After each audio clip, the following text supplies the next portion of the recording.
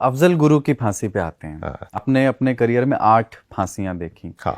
जिनमें से एक अफजल गुरु की थी। हम्म। और आपने अपनी किताब में लिखा है कि उसके बाद आपकी आंखों में आंसू आ गए थे। वो उसका किस्सा क्या है, आंसू क्यों आए?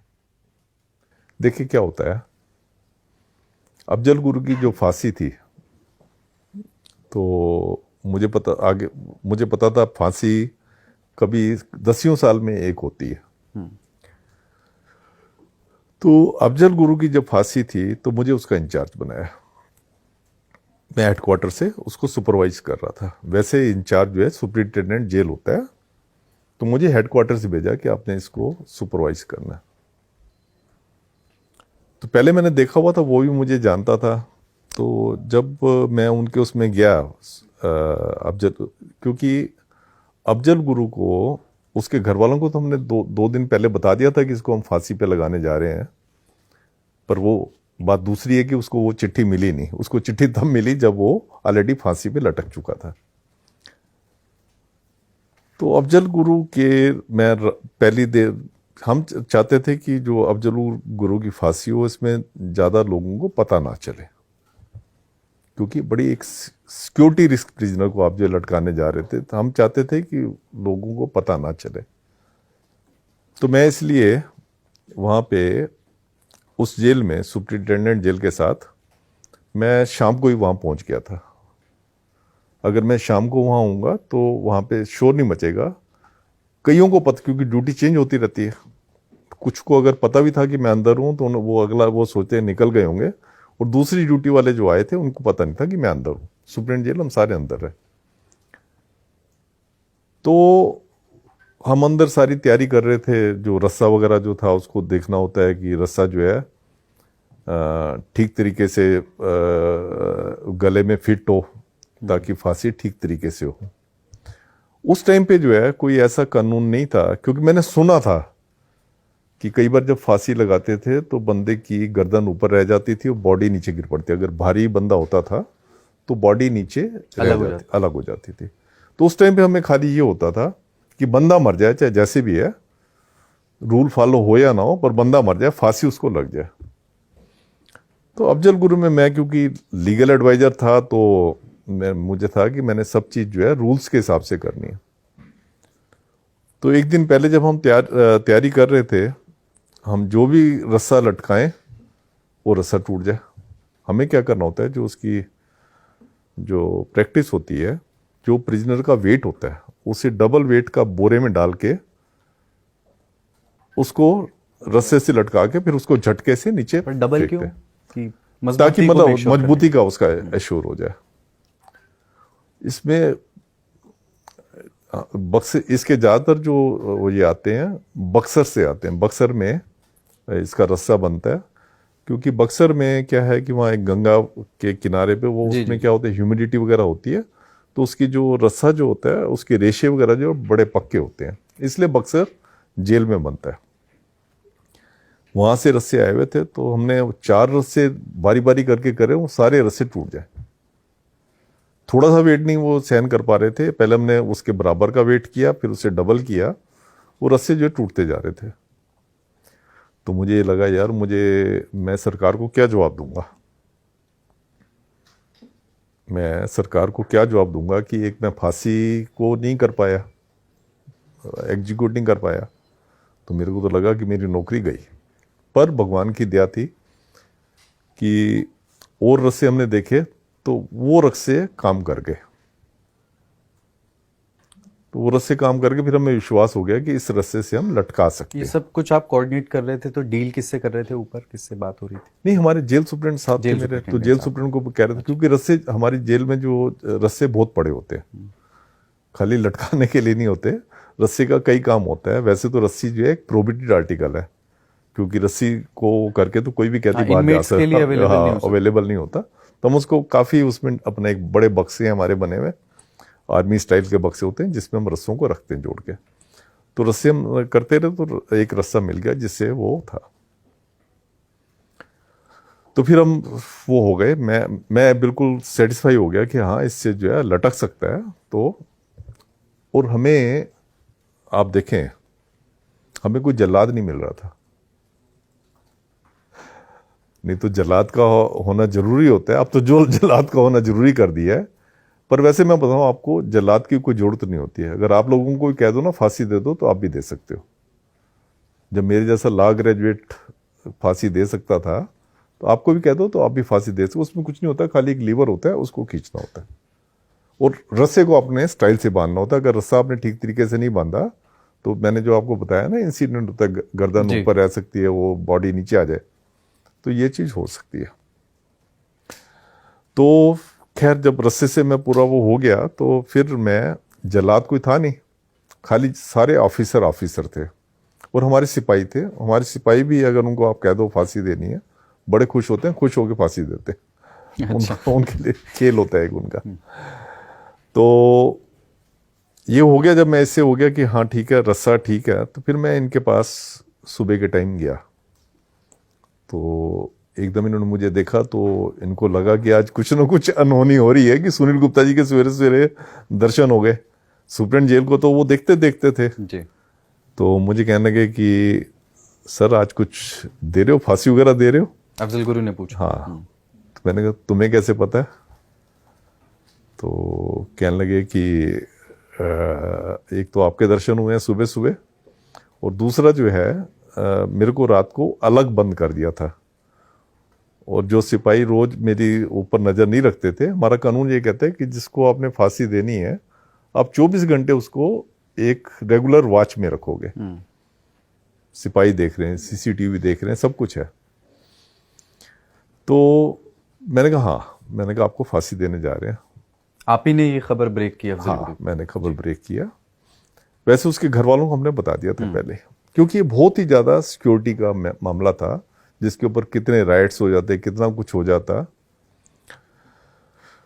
तो फिर कहते अच्छा ठीक है सर। तो फिर पहले चाय पी, मैंने कहा चाय पियोगे? कहते हाँ, मैं आप आए हो तो मैं आप सबके साथ जो है चाय पीऊंगा। तो उसने हमारे साथ चाय पी। तो फिर चाय पी के फिर कहने का सर मैं आपको ये बता दूं कि मैं टेररिस्ट नहीं हूँ। अगर मैं टेररिस्ट होता, जो आप लोगों ने मुझे वो टेररिस्ट इतना बड़ा बनाया है, अगर मैं टेररिस्ट होता ना, मैं अपने बच्चे को डॉक्टर ना बनाता। उसका बच्चा एमबीबीएस कर रहा था। कहते मैं अपने बच्चे को कोई लफंगा वो या उसको भी आतंकवादी बनाता। अगर मैं टेररिस्ट नहीं हूँ। जो मैं उसने बताया, मैं वो वाली बात कर रहा हूँ। मैं टेररिस्ट नहीं हूँ, पर मैं हमेशा ऑनेस्टी के साथ रहा हूँ। आप मेरा रिकॉर्ड पता कर लो, पीयूसीएल का मैं एक्टिव मेंबर था। पीयूसीएल के जितने प्रोग्राम होते थे मैं जाता था, और मैंने हमेशा जो है अपने देश को मजबूत करने के लिए, यहाँ से डिसऑनेस्टी को हटाने के लिए, करप्शन को हटाने के लिए मैंने काम किया। आप उनसे पूछ लो, मेरा पूछ सकते। मैंने कहा भैया अब तो देख सारी लीगल प्रक्रिया हो सकती है, मैं क्या पूछूंगा? तो मैंने कहा अच्छा तू ये बता, तो अपने घर में कुछ कहना चाहता है? तो मैंने कहा तू कुछ लिख के दे, क्योंकि मुझे पता था कि इसके राइट्स वगैरह हो सकते हैं। वो इतना अच्छा था, उसने वो पूरा लिख के दे दिया।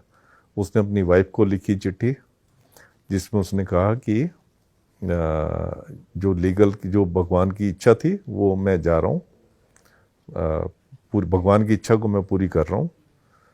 तो सब मेरे साथ जेल में, मेरे चिट्ठी साथ किस भाषा में लिखी थी उसने? उर्दू में। तो आप जो है बिल्कुल, आप बेटे की जो है, बेटी की पढ़ाई पूरी करवाना है ना, और आप सबको तो अपील कर देना मेरी तरफ से कि वहाँ शांति बनाए रखें। तो ठीक है, उसने लिख दी। फिर उसके बाद कहने लगा कि मेरे को आपकी आंखों में ना बहुत कंपैशन नजर आ रहा है। तो मैंने कहा अच्छी बात है, कंपैशन नजर आ रहा है। तो कहता नहीं, मैं ना ये चाहूँगा कि जब मुझे फांसी पे चढ़ाया जाए, आप इसको कह सकते हो आखिरी इच्छा या जो भी है, तो मैं आपकी आंखों में देखता रहूं। तो मैंने कहा यार जब तुम्हें फांसी पे चढ़ाया जाएगा, चलो ठीक है, जब तक आप चल के जा रहे हो फांसी के फंदे तक, तब तक तो ठीक है। उसके बाद तो आपके ऊपर काला कपड़ा डाल दिया जाता है, और काला कपड़ा डालने के बाद जो है फांसी आपको दे दी जाएगी। तो आप मेरी आंखों में कैसे देखो? कहते नहीं, मैं जब तक चलूंगा मैं आपकी आंखों में देखता जाऊंगा। मैंने कहा ठीक है, चल तेरी बात मान ली। वो मेरे को पावर थी। मैंने कहा ठीक है, तू मेरे को देखता जाइयो। उसके बाद कहता है कि मैं ना आपको सुनील जी एक गाना सुनाना चाहता हूँ। जो मुझे फांसी मिल रही है वो इसलिए मिल रही है कि मैं हमेशा लोगों का भला चाहता था, तो उनकी बात पे विश्वास करना चाहते। फिर उसने ना एक गाना गाना शुरू कर दिया। अच्छा। एक संजीव कुमार की पिक्चर थी बादल, वो भी ऐसे कैदियों के ऊपर थी। उसमें फांसी लगाने के लिए ले जा रहे होते हैं किसी को, देशभक्त को। तो उसमें गाना था, अपने लिए जिए तो क्या जिए, खुशी ये दिल जमाने के लिए। मतलब अपने लिए जीना क्या जीना है, आपने अगर जीना है तो जमाने के लिए जियो। और वो पूरा ट्यून में जैसे डांस करते हैं ना, वो गाना बोलता जाए और अपना, तो फिर हमें भी अच्छा लगा, तो हमने भी जो है वो उसके साथ गाना बोलना शुरू कर दिया। मैं, सुपरिटेंडेंट जेल, हम सारे उसके साथ वो अपने लिए ये गाना, उससे पूरा गाना बोला। तो ये मैंने जैसे आपने बताया 8 फांसियां मैंने देखी हैं। मैंने ज़्यादातर लोगों को देखा था कि जब फांसी लगती थी वो रोते हुए होते थे, जी मैंने कुछ नहीं किया जी, ये तो ऐसे वो हो गया। बड़े बड़े टेररिस्टों को देखा, नहीं जी नहीं, ये तो हमें उसने फंसा दिया, उसने फंसा दिया। ये पहला मैंने कैदी देखा था जो हंसते हुए कह रहा था कि अपने लिए नहीं जीना चाहिए। मतलब एक मैसेज दे रहा था कि आपको अपने लिए नहीं जीना चाहिए, दूसरों के लिए जीना चाहिए। और गाना उसने पूरा गाया और हमने उसके साथ गाया। ये सारी सीसीटीवी में रिकॉर्डेड है। तो उसके बाद उसको हम लेके गए फांसी के फंदे पे, जो हमारे सिपाही वगैरह हैं वो लेके गए। मैं साइड पे खड़ा था, एक जज साहब आए हुए थे वो भी साइड पे खड़े हुए थे, सुप्रीटेंडेंट जेल साहब भी साथ खड़े थे। तो ये जब इसको उस पे लेके गए तो ये मेरी आंखों को की तरफ देखता हुआ गया। और वहां जाके इसने, जब इसको फांसी का, जब इसका हो गया, हमारा रूल से कहते हैं कि आप उसको लटकाओगे और 2 घंटे के बाद जो है डॉक्टर चेक करेगा कि लाइफ एक्सटिंक्ट हुई है कि नहीं हुई। जनरली 2 घंटे में क्या, लाइफ तो तभी एक्सटिंक्ट हो जाती है जैसे ही उसको जोर से फंदा, जैसे आप झटके से आदमी को नीचे गिरता है जो फांसी लगती है, तो जैसे ही झटके से नीचे गिरता है तो तभी वो नूज इतनी स्ट्रांग हो जाती है गले में, वो बंदा तभी चला जाता है। हड्डी एकदम ये टूटती है ये वाली, और बंदा तभी चला जाता है। पर कुछ मैंने केस उसमें लिखे थे कि मैंने कई उनको देखा कि जिनका नहीं टूटा, रंगाबिला के केस मैंने उनको खींचना पड़ा था, खींचना पड़ा था। तो इनको फिर ये 2 घंटे के बाद ही जो है डॉक्टर ने आके डिक्लेयर कर दिया कि इनकी जान जा चुकी है। तो फिर हमें वहीं पे जेल में ही हुक्म था कि जेल में ही इनको दफनाना है। जो भी सिक्योरिटी रिस्क प्रिजनर होते हैं, जैसे सतवंत सिंह, केहर सिंह थे, मोहम्मद मकबूल भट्ट जो इनका गुरु था जी, उसको भी वहीं पे लटकाया था, वहीं दफनाया था। की फांसी भी देखी आपने? हाँ, तो उसको भी वहीं पे दफनाया था, जब फांसी घर है हमारा वहीं पे दफनाया था। तो इनको भी उसके साथ ही दफनाया। तो उसके बाद क्या हुआ कि जो मैं जब घर गया तो घर में गया, मेरे घर वालों, मैंने अपने घर वालों को बिल्कुल नहीं बताया कि मैं ये वाला काम कर रहा हूँ।